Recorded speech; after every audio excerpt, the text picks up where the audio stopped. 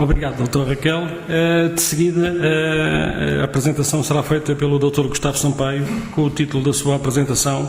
Como a ação de agentes privilegiados e facilitadores coloca em perigo a sustentabilidade do Estado Social.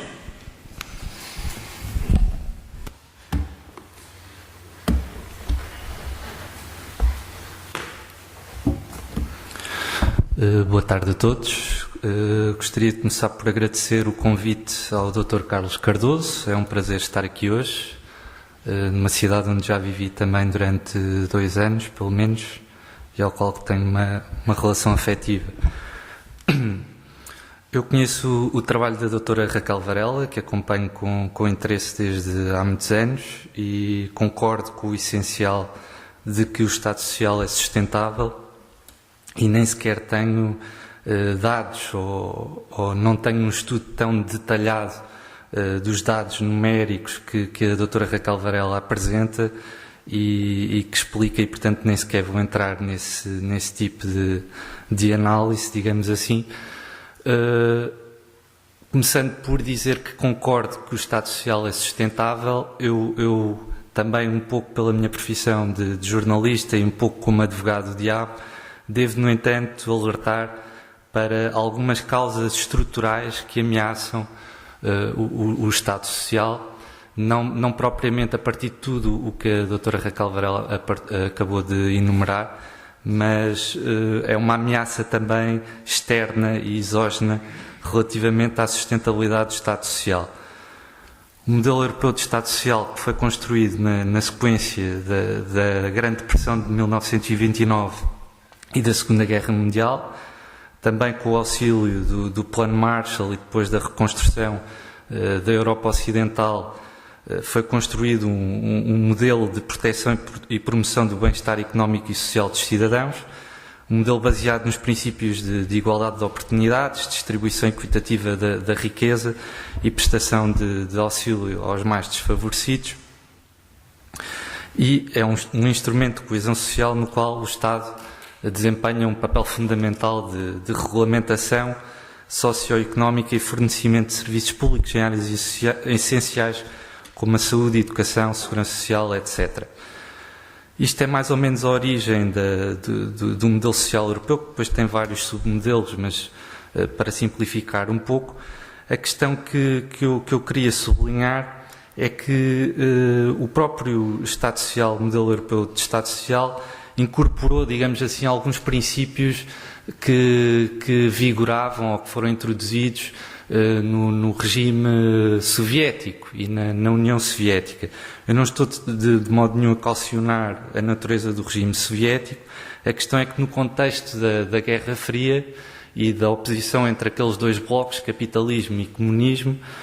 também para efeitos propagandísticos, muitas vezes, os regimes ocidentais e de mercado aberto e democráticos incorporaram, digamos, alguns princípios, sobretudo ao nível de direitos dos trabalhadores e de conquistas que o proletariado nos países socialistas conseguiu, digamos assim, conquistar. E com a queda do Muro de Berlim deixou de haver, digamos, esse confronto entre dois modelos económicos e passou a vigorar um modelo único, que é o que se apelida hoje o fim da história, ou que se apelidou nos anos 90, que é a democracia liberal e os mercados abertos, e deixou de haver então aquele antagonismo com o outro modelo, e isto depois levou a uma série de acontecimentos e de transformações, nomeadamente os anos 80 e a liberalização e a desregulamentação económicas que foram levadas a cabo por Thatcher no Reino Unido e Reagan nos Estados Unidos. Também o aprofundamento da globalização e da abertura de mercados e esta situação de concorrência desleal com países onde os trabalhadores são praticamente explorados e escravizados, com os quais não podemos competir mantendo os direitos que muito bem defendemos no nosso modelo de Estado Social. E depois há outro tipo de situações, como a profusão de offshores e a prática de dumping fiscal, que é um problema que é muito difícil de resolver nacionalmente. se não for resolvido num cômputo geral e internacional, basicamente o capital foge para onde se oferece esse tipo de regimes e esse tipo de benefícios fiscais, muitas vezes dentro da própria União Europeia, como vimos o recente caso do Luxemburgo, com autênticos paraísos fiscais que dificultam a cobrança de impostos a grandes grupos económicos, e é evidente que isso depois coloca em causa a sustentabilidade do Estado Social, porque não se consegue cobrar esses impostos às grandes empresas e ao grande capital, e depois a carga fiscal incide cada vez mais no fator trabalho e não no fator capital. E, sobretudo, nestes últimos anos, houve um aprofundamento impressionante da carga fiscal, sobretudo sobre a classe média, julgo que é um facto indesmentível destes últimos anos. E outro fenómeno é a transferência maciça de riqueza do Ocidente para o Oriente. E isso é algo que também estamos a assistir com grande notoriedade nos últimos anos, e mesmo ao nível de Portugal vemos grandes empresas a serem compradas por capital chinês e proveniente do Oriente. Isto para referir que há esta série de problemas estruturais e exógenos e que terão que ser combatidos, digamos, num cômputo mais global e geral, e só para fazer este contraponto à visão com a qual eu concordo da doutora Raquel Varela, mas como jornalista senti necessidade de fazer este contraponto. Agora, a questão é que há essa ameaça externa, mas há uma ameaça muito mais grave, que é uma ameaça interna, endógena ao sistema português e ao modelo social aplicado em Portugal. E é nisso que eu acompanho claramente a intervenção da doutora Raquel Varela e também os seus livros que li, e onde isso está explicado de uma forma bastante sustentada, e convido-os a ler esses livros. O que eu vou hoje abordar aqui é essa ameaça interna que resulta da ação de agentes privilegiados e facilitadores que atuam, digamos, em Portugal e que estão a colocar em perigo a sustentabilidade do Estado Social. Em 2013 publiquei um livro intitulado Os Privilegiados, como os políticos e as políticos gerem interesses, movem influências e beneficiam de direitos adquiridos. No primeiro capítulo desse livro estão identificadas dezenas de situações concretas de deputados cuja atividade parlamentar parece entrar em conflito de interesses com atividades paralelas que desempenham em simultâneo. Na altura e na atual legislatura, mais de metade dos deputados estavam em regime part-time, portanto, acumulam a atividade parlamentar com atividades paralelas em sociedades de advogados ou empresas, e mais grave, muitas vezes essa atividade paralela entra em conflito, ou pelo menos há indícios claros de conflitos de interesses entre essas atividades, nomeadamente ao nível das comissões parlamentares. Nessas dezenas de casos concretos, há, por exemplo, na Comissão de Saúde, deputados com ligações farmacêuticas ou a grandes grupos económicos com interesses diretos na área da saúde, que gerem hospitais em parcerias público-privadas ou que gerem mesmo hospitais privados e que têm interesse, obviamente, na atividade dessa Comissão Parlamentar de Saúde. Na Comissão de Defesa Nacional, também vários casos de deputados com ligações a empresas que têm interesse, digamos assim, no setor da defesa. Eu dei o exemplo, ou um dos exemplos é o caso do deputado PS José Lelo, que durante os últimos anos foi, por exemplo, consultor de uma empresa que é a Capgemini, que tem contratos, recorrentemente é contratada pelos 3 ramos das Forças Armadas e pelo próprio Ministério da Defesa Nacional, muitas vezes com contratos por ajuste direto. José Lelo está na Comissão de Defesa Nacional, era consultor dessa Capgemini e, além disso, era ainda representante de Portugal e do Parlamento na Assembleia Parlamentar da NATO, sendo que a própria Capgemini tem também muitos contratos de fornecimento de serviços à própria NATO. Portanto, isto levanta toda uma série de conflitos de interesses e até que ponto é que estes deputados defendem primeiramente o interesse público ou esses interesses que representam em simultâneo e pelos quais são remunerados. Eu poderia referir vários outros exemplos. Também, por exemplo, nas comissões de obras públicas há várias ligações de deputados a construtoras e construtoras com contratos também de obras públicas recorrentemente. Dei o exemplo, por exemplo, na altura do deputado do PSD Couto dos Santos, que era administrador da Monte Adriano, uma construtora com contratos recorrentes com o Estado ao nível de obras públicas e também com participação em PPPs rodoviárias. E sublinho esta coincidência destes dois deputados que referi, Couto dos Santos e José Lelo, esta semana terem estado na origem daquela proposta de repor as subvenções vitalícias. Portanto, é irónico que sejam estes dois deputados precisamente a apontar ou a serem os autores dessa proposta. E várias outras comissões parlamentares e outros conflitos de interesses estão, digamos, descritos nesse livro. Numa segunda parte do livro, abordo o fluxo de ex-políticos para grandes empresas, que considero que é outro tipo de problema nesta questão dos privilegiados, digamos assim. Encontrei, digamos, dezenas de casos de ex-políticos ou ex-governantes que, depois da sua carreira política, assumem cargos de administração em grandes empresas.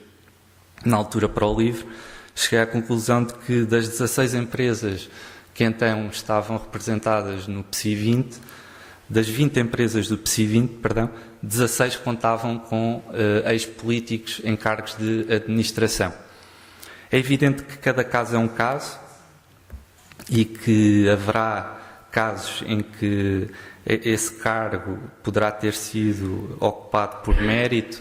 e tendo em conta as capacidades ou o currículo desses ex-políticos, digamos assim, mas há outras situações ou outros casos mais graves em que o perfil dessas pessoas não se coaduna minimamente com esses cargos que depois assumiram. E mais grave é quando muitos desses ex-políticos assumiram cargos de administração em empresas que estiveram diretamente envolvidas e foram diretamente beneficiadas pela sua atividade política enquanto governantes. Os casos mais digamos, mediáticos serão o de Joaquim Pina Moura, que teve uma grande intervenção, digamos assim, na transformação do mercado ou do setor energético em Portugal e que depois foi administrar a Iberdrola. Joaquim Ferreira do Amaral, que celebrou uma série de contratos com a Lusoponte de exploração da Ponte 25 de Abril e depois da construção da própria Vasta da Gama e de direitos sobre uma terceira ponte que ainda será ou não construída, e tornou-se depois administrador da Lusoponte, e vários outros exemplos e até exemplos mais recentes, não propriamente de um administrador, mas de alguém que se tornou consultor também da Motengil, que é o caso de Luís Filipe Menezes. Isto não está no livro, mas é um caso mais recente. Foi alguém que, enquanto autarca de Vila Nova de Gaia, celebrou contratos com uma empresa de gestão de resíduos que é a Suma da Motengil. E nas semanas finais do seu mandato de autarca, inclusive renegociou uma série de contratos e aumentou drasticamente a rentabilidade desses contratos e aumentou o espectro do contrato para não sei quantos anos mais à frente, e que depois de abandonar a Câmara de Vila Nova de Gaia foi recentemente contratado como consultor da Motengil e anda a representar essa mesma empresa, a Suma, em Angola, a tentar angariar contratos para a Suma. Isto é um caso típico, não tanto ou é um caso em que aborda ou condensa os dois problemas. Por um lado, o conflito de interesses de ter negociado com essa empresa enquanto esteve no cargo político que ocupava e tomou decisões que beneficiaram essa empresa, o que levanta a suspeita de pagamento de favores depois na contratação de Menezes como consultor da Suma e da Motengil, mas levanta também a questão de não haver, digamos, o currículo de Menezes não ter nada a ver com uma empresa de gestão de resíduos. Luís Filipe Menezes é médico de formação, depois foi autarca e está neste momento a trabalhar como consultor de uma empresa de gestão de resíduos, de uma grande construtora, e digamos que a sua atividade não tem nada a ver com medicina de trabalho ou algo do género. Portanto, é algo que levanta também uma série de suspeitas sobre o porquê desta contratação e se isto é por mérito ou pelo perfil destas pessoas ou se é por uma outra ordem de razões, e nomeadamente a capacidade de influência política e os contactos e a forma como se movem no mundo político e nos negócios que se celebram na órbita do Estado com o aval desse poder político. Outros temas abordados no livro são, por exemplo, a colonização dos altos cargos de direção da administração pública, onde encontrei centenas de exemplos concretos de militantes do PSD e do CDS que foram nomeados para estes altos cargos na atual legislatura, e faço aqui a ressalva de que isto é um fenómeno cíclico, porque este livro foi escrito em 2013,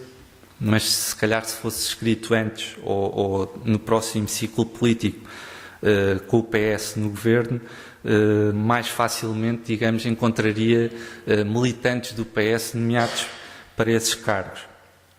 Isto também coloca em causa o Estado Social, porque coloca em causa um princípio básico também do Estado Social, que é a igualdade de oportunidades e a meritocracia. E ao fazerem-se nomeações e ao contratarem-se pessoas com base no cartão de militante e com base nas ligações políticas, está-se a minar, digamos, essa meritocracia e o elevador social. E isto fomenta, de facto, o nepotismo e alimenta os clientelismos e toda aquela panóplia de interesses que se move em torno dos partidos. Isto é a vertente dos privilegiados. Mais recentemente publiquei, então, os facilitadores, sobre como a política e os negócios se entrecruzam nas sociedades de advogados. Isto é um outro tipo de agentes, que são agentes híbridos, que funcionam ou cuja atividade tem epicentro nas principais sociedades de advogados, mas que, ao mesmo tempo, têm ligações a grandes empresas e movimentam-se também muito bem no mundo político. Muitos são ex-políticos ou atuais políticos que trabalham em simultâneo nas sociedades de advogados. Por vezes são também comentadores políticos na televisão e na imprensa e fazem uma espécie de lobbying informal de acordo com os interesses que representam nessas sociedades de advogados ou nessas empresas. E depois, indo muito ao encontro do que foi aqui descrito também pela doutora Raquel Varela, muitas dessas situações, muitos desses contratos swap, essas PPPs nos setores da saúde, educação, águas, vias rodoviárias e ferroviárias, essas privatizações de empresas públicas, as SCUTs, as rendas excessivas no setor energético, todos esses negócios e essas operações foram, de algum modo, intermediadas por estes agentes facilitadores, e estas sociedades de advogados estão envolvidas em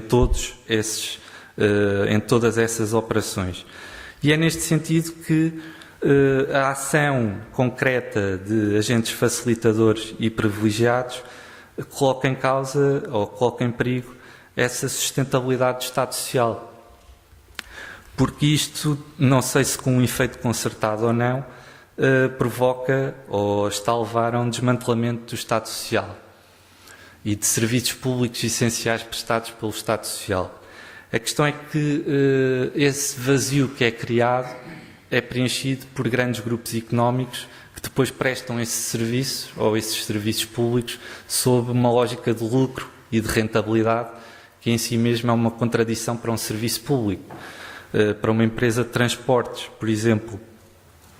levar 1 ou 2 passageiros a determinados locais remotos não será aconselhável ou positivo numa lógica de lucro e de exploração comercial de uma empresa, mas faz sentido numa lógica de serviço público no âmbito de um Estado Social, no sentido da coesão territorial, a não ser que queiramos que toda a população portuguesa se mude de vez para os grandes centros urbanos e o resto do território fique desertificado. Isto é apenas um exemplo prático do que é essa gestão privada sob a lógica do lucro, que em si mesmo não é nada de diabólico, mas há serviços públicos essenciais que não podem nem devem ser geridos sob essa lógica de rentabilidade e de lucro. Sobretudo porque muitos desses negócios depois são baseados em monopólios naturais e rendas garantidas, e tem sido esse, digamos, a diretriz dessas parcerias público-privadas e das privatizações de empresas que depois são exploradas por grandes grupos económicos que beneficiam basicamente dessas rendas, e é nesse mecanismo de transferência de serviços públicos e recursos públicos para interesses privados de grandes empresas, grandes grupos económicos, que estes agentes privilegiados e facilitadores têm um papel essencial, muitas vezes de intermediação, mas também de pressão e de lobbying e de outro tipo de, digamos, de influências para que essa transferência se concretize. Apresentando também um caso concreto para tentar ilustrar, digamos assim, esta triangulação dos agentes facilitadores entre as sociedades de advogados, as grandes empresas e o poder político, eu referia só o recente exemplo da privatização da EGF, que é a empresa de resíduos, que era uma empresa pública que geria cerca de 60% dos resíduos ao nível nacional. A EGF foi recentemente privatizada. A privatização foi ganha pela empresa Suma, do grupo Mota-Engil, e esse processo de privatização, que não estava prevista no memorando da Troika, portanto foi uma decisão política do Governo para além desse memorando da Troika, portanto nem sequer há essa desculpa. Essa operação foi assessorada por uma sociedade de advogados que é a Moraes Leitão, que foi contratada pelo Estado para assessorar essa operação de privatização, e na qual um dos principais sócios dessa sociedade de advogados, que é António Lobo Xavier, é ao mesmo tempo, para além das ligações políticas ao CDS, foi dirigente nacional do CDS e deputado, é ao mesmo tempo administrador do Conselho de Administração da Mota-Engil. E, portanto, na assessoria à privatização da EGF, esteve uma sociedade de advogados com ligações ao vencedor da privatização, e isto levanta ligações não apenas através de Lobo Xavier como sócio da Mota-Engil, mas a própria Mota-Engil é cliente recorrente e um dos principais clientes da Moraes Leitão. Portanto, é esta triangulação entre as sociedades de advogados, o poder político e as grandes empresas que levanta toda uma mancha ou uma névoa de suspeita sobre se em todos estes processos se defende em primeiro lugar o interesse público ou estes outros interesses de grandes empresas que depois vão gerir estes recursos públicos e prestar estes serviços públicos, muitas vezes em regime de monopólio e com rendas garantidas. Para finalizar, apenas deixar então essa ideia de que no final deste processo da atuação destes facilitadores e privilegiados, a ideia central é o desmantelamento do Estado Social. E a questão é que há serviços públicos essenciais que basicamente vão passar a ser, ou estão a passar a ser prestados por grandes grupos económicos e que atuam no âmbito dessa lógica de lucro e de rendas garantidas e para além de não prestarem um serviço público tão eficiente e completo como era, isto é um círculo vicioso, quer dizer, a partir do momento em que se transferem recursos públicos para grandes grupos económicos explorarem e beneficiarem deles, claro que depois deixa de haver esses recursos para financiar o Estado Social que ainda resta. E, portanto, há uma espécie de chantagem permanente destes agentes e no âmbito deste sistema, que por vezes pegam nas tais causas exógenas e estruturais que eu referi primeiramente e ao qual se acrescem outras como a crise demográfica e a inversão da pirâmide etária,